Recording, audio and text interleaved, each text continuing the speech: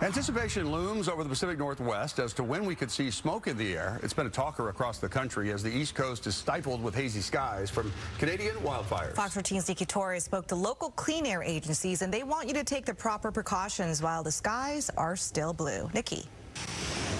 A big part of protecting ourselves is planning for when, not if, smoke arrives. We know here in the Pacific Northwest, even if we don't have local fires burning, if something were to spark up in Canada, Oregon, or even California, all of that smoke could funnel towards our direction.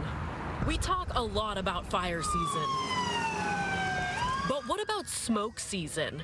Yes, we've now gotten to the point where they don't always go hand in hand. The fire seasons over the last 10 to 15 years have gotten significantly longer with much larger incidents and much more prolonged incidents.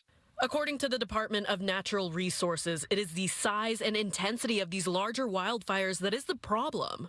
A lot of it has to do with just much bigger fires. A little fire only has so much reach where the smoke can get to.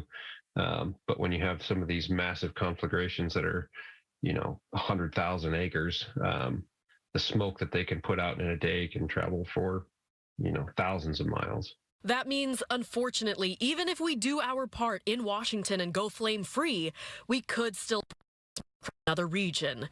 Take today, for example. Sunshine, blue skies over Seattle, but if a major fire sparked in Canada or a nearby state, it wouldn't take long to see orange sunsets once again. Just depending on the weather and the way the winds are blowing, any of that smoke could come to us. We saw it in 2020 with smoke being pushed up from California. We also saw some of it a few weeks ago when Canadian wildfire smoke headed south. Smoke can travel distances. It doesn't know state boundaries. And so it's important to be ready for smoke and not just ready for wildfires. Caitlin Kelly with the Department of Health says now is the time to be proactive. Even if you're healthy, taking steps to reduce your exposure is really important. If your home has an HVAC system, Kelly says you should add a MERV 13 filter to help keep pollution out.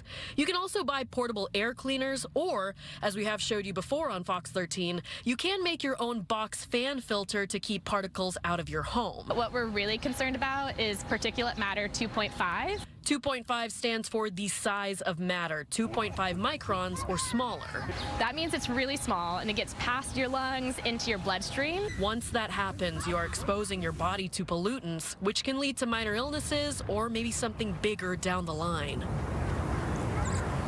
Because there is still so much unknown as to the long-term effects of smoke inhalation, Kelly does recommend noting any symptoms that you might have after a smoke event. And there are two resources that you can download on your phone to help you in the case there is a smoke event. The first one is called Air Quality Washington. That's free in the App Store. You can find all of your air quality levels and all of that information, but you can also find that as well in the Fox 13 weather app. We have all of the AQI levels in there as well as your local forecast. In Seattle, I'm Nikki Torres, Fox 13 News.